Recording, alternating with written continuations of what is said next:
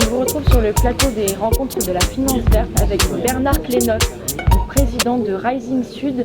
Qu'est-ce que vous faites aujourd'hui sur ces rencontres de la finance verte? Eh bien, je parle de finance verte et d'économie verte et solidaire, puisque ce sont des sujets à la région qui nous occupent de longue date. Vous savez qu'on a un budget qui est 100% climat à la région et qu'on a monté des outils d'accompagnement de nos entreprises, donc des outils de financement. Certains sont spécifiquement liés au développement lié au climat, alors que ce soit le fonds Terranea que nous avons construit avec d'autres acteurs du territoire régional, en particulier les banques, et que ce soit le Sud, alors il s'appelle Sud Pré-Climat, qui sera opérationnel dans les jours qui viennent, qui est un prêt qui est destiné aux entreprises, bien sûr, du territoire, avec lesquels on peut apporter des financements qui vont de 10 000 à 300 000 euros pour accompagner les transitions dans les entreprises et les investissements qui vont nécessiter ces transitions, y compris des investissements immatériels. Il y a un plafond pour ces investissements ou c'est pas plafonné? Non, ce qui est plafonné, c'est le montant de l'apport qui peut être le nôtre, puisqu'il est plafonné à 300 000 euros. On y a mis de mémoire une première enveloppe d'un peu plus de 10 millions, me semble-t-il. Et puis on verra à la consommation comment ça se passe. Il sera opéré par BPI France, ce qui donne une certaine garantie majeure d'une qualité d'étude et de sélection des entreprises particulièrement fine. Et sur du coup Terranea, est-ce que vous avez déjà sélectionné les premiers projets? Ah oui. Quand est-ce qu'ils seront dévoilés? Alors le premier projet, tout premier projet a été dévoilé, c'est l'entreprise Calisteo qu'on accompagne sur le sujet. On ne dévoile pas par contre les dossiers sur lesquels on travaille. Puis Terranea, c'est une autre façon de voir les choses, puisque c'est pas nous qui sommes les opérateurs, c'est un gestionnaire de fonds qui a été sélectionné, qui s'appelle Andera, qui participe d'ailleurs à la journée de ce matin. La journée de ce matin, c'est pas mal, une journée qui a que le matin. Et là, on a des enveloppes de co-investissement, toujours sur ces sujets de transition énergétique, qui sont entre 2 millions et 5 millions. Et comment tous ces outils mis en place par Rising Sud sont mis en place par la région, c'est pas Rising Sud. Comment est-ce qu'ils se complètent? Comment est-ce qu'ils s'imbriquent? Est-ce qu'ils s'empiètent pas les uns sur les autres? On a des outils qui préexistent. Ils ne marchent pas les uns sur les autres. Je vais vous dire, Région Sud Investissement, qui est un outil spécifiquement région, fait des accompagnements aux entreprises avec des prêts, des prises de participation, à peu près tout ce qui peut se faire dans l'accompagnement financier d'une entreprise, jusqu'à un montant de 1,5 million. Terranea démarre à 2. Donc c'est pour justement être dans la différenciation.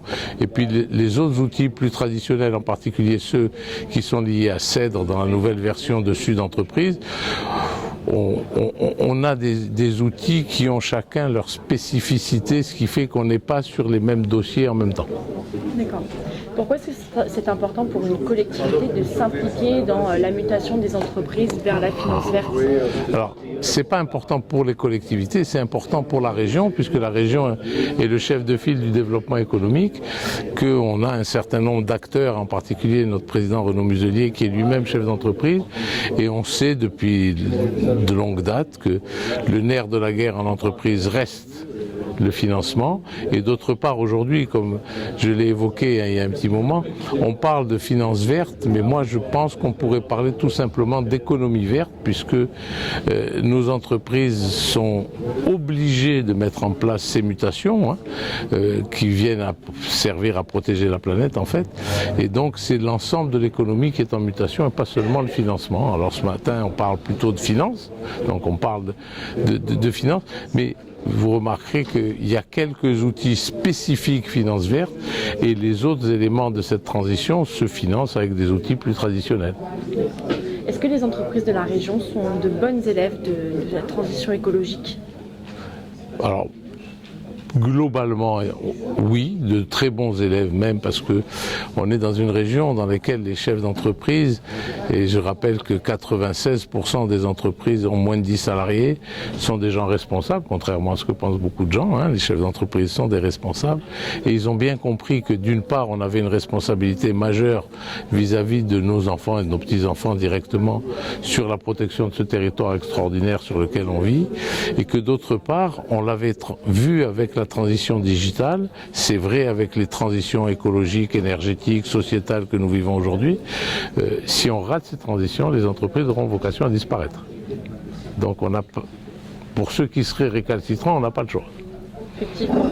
Est-ce que vous avez d'autres actualités à venir sur le plan de l'économie verte du coup à la région ?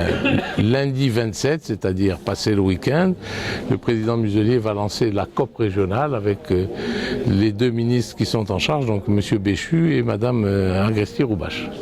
C'est intéressant à savoir. Qu'est-ce qu'il va y avoir des annonces qui vont être faites ? Oui, il y a quelques annonces qui vont être faites. Donc je vous ferai. Non, je ne vais pas vous les faire aujourd'hui. C'est le rôle des lancements.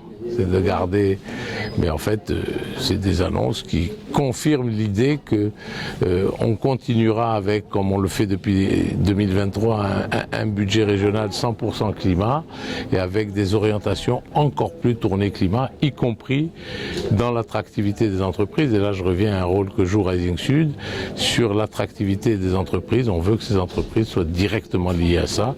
Et chez Rising Sud, on a un parcours qui s'appelle Parcours Sud Industrie 4.0 qui accompagne les entreprises dans leur transition, qui maintenant s'appelle Parcours Sud Industrie 4.0 Carbone, dans lesquels il y a beaucoup d'éco-conditionnalités sur le développement durable et sur des sujets liés à l'économie sociale et solidaire que l'on veut accompagner. Merci Bernard Plénotte pour toutes ces informations. Merci à vous.